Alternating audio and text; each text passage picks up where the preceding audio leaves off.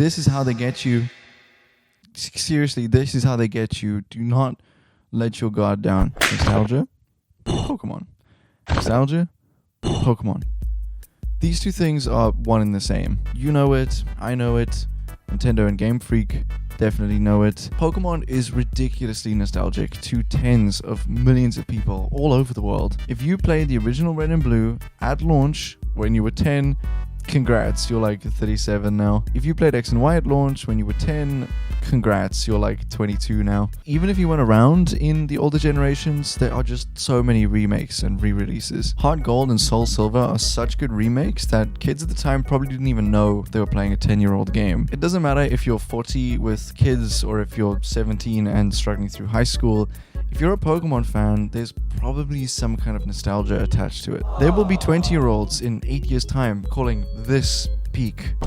And who am I to say otherwise? The nostalgia doesn't stop there. Since 1996, there have been over 30 main series Pokemon games, more spin-off games than I can count, 27 seasons of the anime, 24 full-length movies, and probably thousands of trading cards produced. There has been so much Pokemon out in the world for such a long time. I honestly wouldn't be surprised if you told me that you're nostalgic about it, even if you've never touched one of the main series Pokemon games. It wouldn't be surprising because, well, that would be me.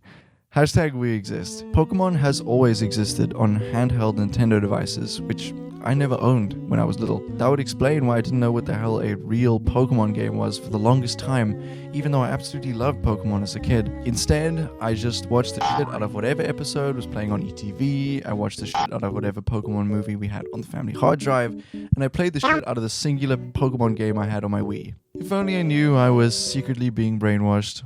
Poor thing. If you've played a couple of the main games, you just get the idea of a Pokemon generation. New starters, new Pokedex, new region. It's easy. Most of the Pokemon stuff I consumed as a kid were from Gen 4 and 5, even if I didn't know what the hell a Gen 5 was. All I knew was that I really liked Oshawott, Hydreigon, and Scraggy.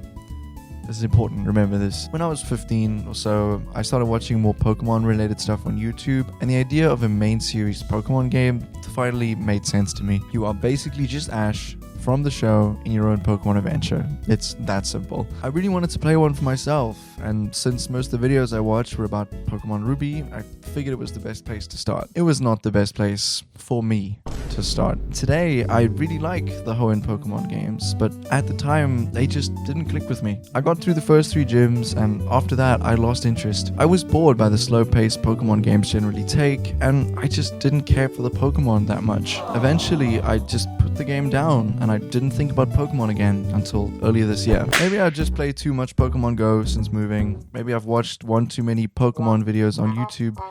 Maybe I just played too much of the Cobblemon Minecraft mod. I don't know how it happened, but I've been having a serious Pokemon phase recently. I wanted to really try a Pokemon game again, give it a proper chance, and this time I knew which ones had all my favorite childhood guys in it. So I finished Pokemon White, and I absolutely loved it. Nostalgia is so crazy, man. Just seeing all the Pokemon from the movies I watched and the spin-off game I played when I was little made this game so much more enjoyable for me. Pokemon Black and White are also designed in a way that makes them more approachable for beginners, which probably helped. It really is crazy how much of a difference it makes when you have an attachment to the Pokemon in each game. I'm properly playing through Ruby again, and I can't wait to get to Platinum afterwards, but I just don't care about playing Sun and Moon or Scarlet and Violet because I just don't find the Pokemon in those games very appealing. Pokemon is at its best when you really get into it. And when you do, it's crazy how much it immerses you while honestly doing so little. When I play these games, my imagination fills the battle scenes and I really feel the tension when they come close. But when I go back and watch the recordings out of context, it's kind of funny how little is actually happening on screen.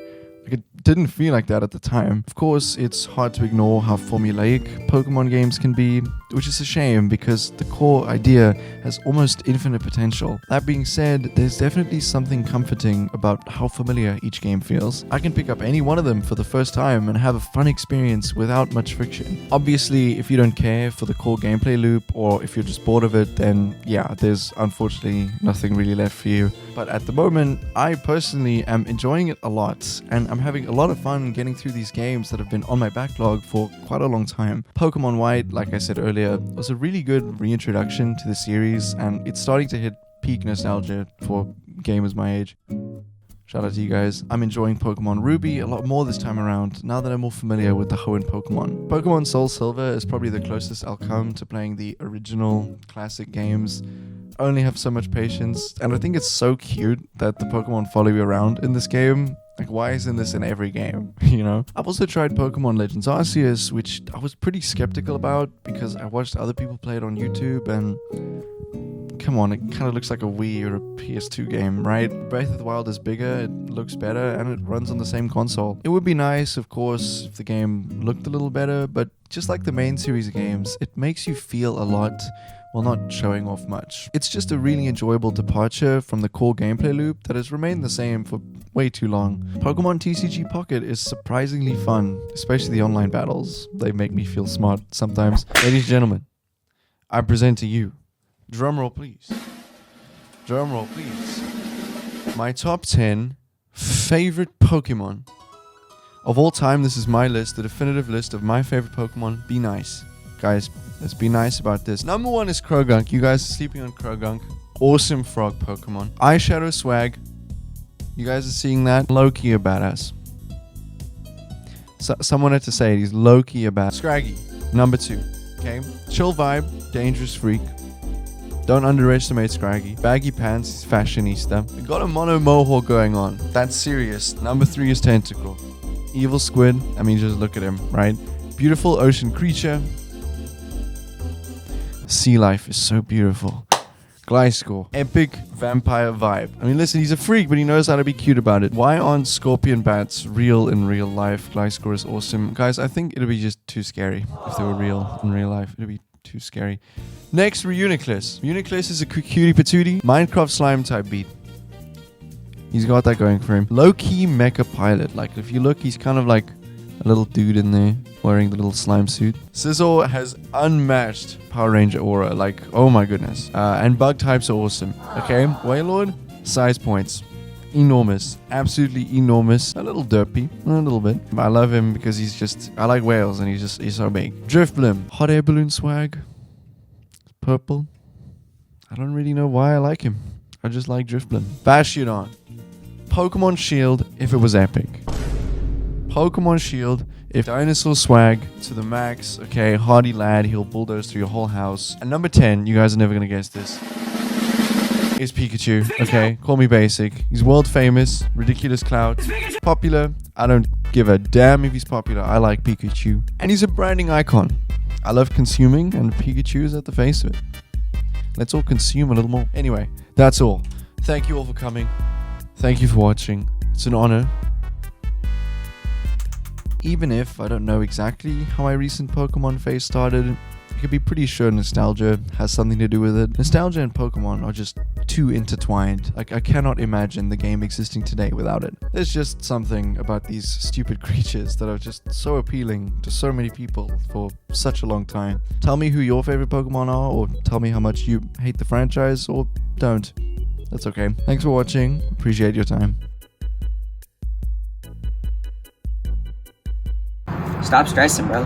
Just go outside. It's a blessing.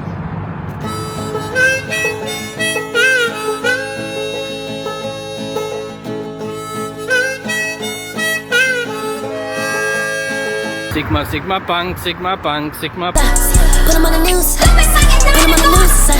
Put him on the news. That's on Twizzy.